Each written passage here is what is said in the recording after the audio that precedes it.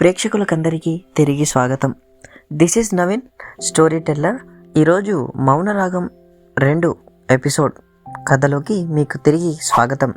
ఇంకా ఎవరైనా మన ఛానల్ని సబ్స్క్రైబ్ చేయకుంటే వెంటనే సబ్స్క్రైబ్ చేసి మరింత సపోర్ట్ని చేకూరుస్తారని ఆశిస్తూ ఇక మౌనరాగం ఎపిసోడ్ 2 ఆలస్యం చేయకుండా కథలోకి వెళ్దాం. నిశ్శబ్ద పోరాటం. ఆ రాత్రి భూపతి మళ్ళీ తాగి వచ్చాడు. తలుపు బద్దలు కొట్టినట్టు తన్ని లోపలికి ప్రవేశించాడు. నేను మంచం మూలలో కుంచుకొని కూర్చున్నాను.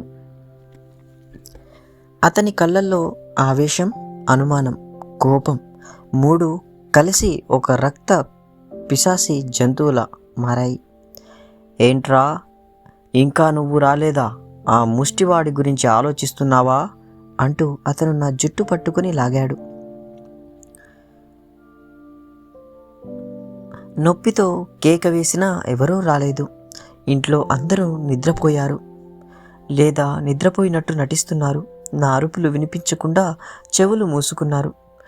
అతను నన్ను నేల మీద పడేసి దెబ్బలు వేయడం మొదలుపెట్టాడు. ప్రతి దెబ్బతో నా శరీరం కంపిస్తోంది. కానీ ఈసారి ఏదో మారింది. నా కళ్ళల్లో కన్నీళ్లు లేవు. బదులుగా ఒక చలనం, ఒక నిశ్చయం, ఒక చిన్న జ్వాల. అతను అలసిపోయి నిద్రపోయాక నేను నెమ్మదిగా లేచాను. బాధతో నడవలేకపోయాను. గోడ పట్టుకుని బాత్రూంకి వెళ్ళాను. అక్కడ అద్దంలో నా ముఖం చూశాను. వాపు, రక్తం, ఇంకా గాయాలు.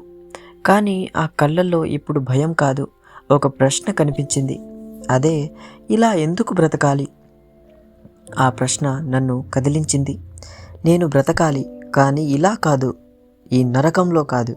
తెల్లవారక ముందే నేను ఒక నిశ్శబ్ద నిర్ణయం తీసుకున్నాను. మొదటి పోరాటం మొదలవుతుంది, కానీ ఇది బయటి ప్రపంచానికి కనిపించని పోరాటం. తెల్లవారిన తరువాత భూపతి బయటకు వెళ్ళిపోయాడు. అతని తల్లి, అత్తయ్య నన్ను చూసి, ఇంకా బతికే ఉన్నావా అని ఎగతాళి చేస్తూ ఉన్నారు. నేను ఏమీ మాట్లాడలేదు, కానీ మనసులో ఒక ప్రణాళిక రూపొందుకుంటూ, నాకు డబ్బు లేదు, బయటకు వెళ్ళే స్వేచ్ఛ లేదు, కానీ ఒక వస్తువు ఉంది, అదే నా బుద్ధి. అది అప్పటి వరకు నిశ్శబ్దంగా ఉండేది.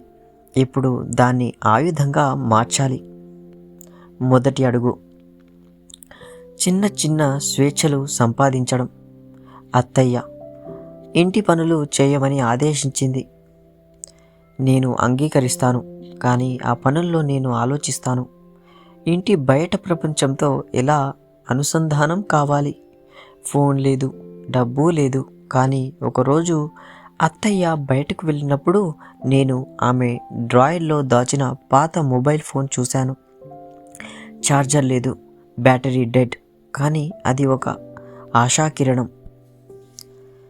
నేను ఆ ఫోన్ని దాచాను. రాత్రి భూపతి నిద్రపోయిన తర్వాత నేను ఇంటికి వెనక గదిలో దాగి ఉంచిన ఒక పాత ఛార్జర్ని గుర్తు చేసుకున్నాను. దాన్ని తీసుకొచ్చి రాత్రంతా ఛార్జ్ చేశాను. ఫోన్ ఆన్ అయ్యింది. మొదటి సంతోషం ఆ క్షణంలోనే వచ్చింది, కానీ భయం కూడా వచ్చింది. ఎవరైనా చూస్తే మరణం తప్పదు. నేను ఫోన్లో ఇంటర్నెట్ ఆన్ చేశాను. డేటా లేదు, కానీ వైఫై పాస్వర్డ్ నాకు తెలుసు. భూపతి ఒకసారి తన స్నేహితుడికి చెప్పినప్పుడు విన్నాను. భూపతి @123 అని. అదే పాస్వర్డ్ కావచ్చు. ఇంటర్నెట్ వచ్చింది. నేను గూగుల్లో టైప్ చేశాను. ఏంటిదంటే, ఇంట్లో హింస ఎలా తప్పించుకోవాలి. భారతదేశంలో మహిళల సహాయ హెల్ప్ లైన్ నంబర్లు, డొమెస్టిక్ వైలెన్స్ లీగల్ హెల్ప్. మొదటి సమాచారం వచ్చింది. అదే 1091కి అత్యవసర హెల్ప్ లైన్, ఇంకా 181కి విమెన్ హెల్ప్ లైన్కి, అలాగే 100 పోలీసులకు. కానీ ఫోన్లో మాట్లాడితే ఎవరైనా వినవచ్చు. అందుకే నేను టైప్ చేయడం మొదలుపెట్టాను. ఒక ఆన్లైన్ చాట్ ఫోరంలో రాశాను. అదేంటిదంటే, నేను ఇంట్లో హింసకు గురవుతున్నాను, బయటకు రాలేకపోతున్నాను, ఏం చేయాలి? అక్కడ ఒక మహిళ స్పందించింది. ఆమె పేరు స్వాతి. ఆమె ఒక NGOలో పనిచేస్తుంది. ఆమె నాకు సలహాలిచ్చింది. మొదటగా రికార్డు చేయడం, అంటే ఆడియో వీడియో ఎప్పుడైనా సాధ్యమైనప్పుడు చిన్న చిన్న ఆధారాలు సేకరించడం. ఎవరైనా నమ్మకపోయిన వ్యక్తిని వెతకండి, అంటే ఒకరోజు బయటకు వచ్చే అవకాశం వచ్చినప్పుడు వెంటనే సహాయం తీసుకోండి. ఆ రాత్రి నేను మొదటిసారి ఒంటరిగా ఏడ్చాను. కానీ ఆ కన్నీళ్ళు బాధ కాదు, ఆశతో కూడినవి. రోజులు గడిచాయి. నేను రోజు రాత్రి 1 గంట నుంచి 2 గంటల వరకు ఆ ఫోన్తో మాట్లాడుతూ, చదువుతూ ప్లాన్ చేస్తున్నాను. భూపతి ఒకరోజు నన్ను బలవంతంగా బయటకు తీసుకెళ్ళాడు, అతని స్నేహితులతో బాగా గొప్పలు చెప్పుకోవడానికి. అదే నా మొదటి సమావేశం, అలాగే అవకాశం కూడా. అక్కడ ఒక చిన్న దుకాణం దగ్గర ఆగినప్పుడు నేను టాయిలెట్ వెళ్ళాలని అడిగాను. భూపతి అనుమతించాడు. నేను వెళ్ళి ఆ దుకాణంలో ఉన్న ఆ స్త్రీని చూశాను. ఆమె కళ్ళలో జాలి కనిపించింది. నేను వేగంగా ఆమె దగ్గరకు వెళ్ళి చెవిలో గుసగుసలాడాను. ఏమిటంటే, నన్ను రక్షించండి, నేను ఇంట్లో హింసకు గురవుతున్నాను. ఆమె ఒక్క క్షణం ఆగి నా చేతిని గట్టిగా పట్టుకుంది. నువ్వు ధైర్యంగా ఉండు, నేను సహాయం చేస్తాను. అదే ఆమె పేరు రమ్య. ఆమె ఒక స్థానిక మహిళా సంఘంలో సభ్యురాలు. ఆమె తన ఫోన్ నెంబర్ నాకు రాసి ఇచ్చింది.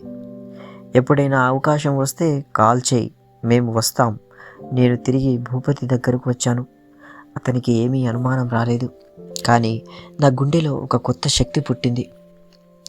ఇంకా చాలా దూరం వెళ్ళాలి, ఇంకా చాలా రహస్యాలు దాచాలి. కానీ ఈరోజు నేను మొదటి అడుగు వేశాను, నిశ్శబ్దంగా కానీ దృఢంగా. సూర్యుడు ఏమవుతున్నాడు? అతను నన్ను మోసం చేసిందని నమ్మి ఎలా బ్రతుకుతున్నాడు? నా ఈ చిన్న పోరాటం ఎంత దూరం వెళ్తుంది? అత్తిల్లు నుండి బయటపడే మార్గం ఎప్పుడు తెరుచుకుంటుంది అని క్షోభతో ఏడుస్తుంది. ఇక పల్లవి రమ్య సహాయంతో మొదటి పెద్ద అడుగు ఎలా వేస్తుంది? సూర్యకు ఒక షాకింగ్ నిజం తెలుస్తుందా? భూపతి అనుమానాలు మరింత పెరిగి పల్లవి ప్రాణాలకు ముప్పు రాగలదా? ఇవన్నీ పల్లవికి ఎంతో బాధను కలిగించే ఒక సాహసమైన అనుభవమే అని చెప్పాలి. ఎందుకంటే తన ఇంట్లోనే తనకు ఎలాంటి రక్షణ లేకపోయింది. ఒక మహిళకి ఇంతటి దారుణం కంటే ఇంకేం కావాలి ఫ్రెండ్స్? అయితే ఈ కథాంతరం ఇక ఎపిసోడ్ 3 కోసం వేచి ఉండండి. మీకు ఈ కథ నచ్చితే మీ అభిప్రాయం కామెంట్స్ రూపంలో తెలియజేస్తూ, ఈ కథను షేర్స్, లైక్స్, సపోర్ట్స్తో, అలాగే మన ఛానల్ని సబ్స్క్రైబ్ చేస్తూ సపోర్ట్ని అందిస్తారని ఆశిస్తూ, ఇక నేను ప్రతిరోజు ప్రతి ఎపిసోడ్ను తప్పక పెడతాను. దయచేసి మన ఛానల్ని సపోర్ట్ చేయండి. ధన్యవాదాలు. మౌనరాగం 3తో మేము ముందుకు వస్తాను. టాటా.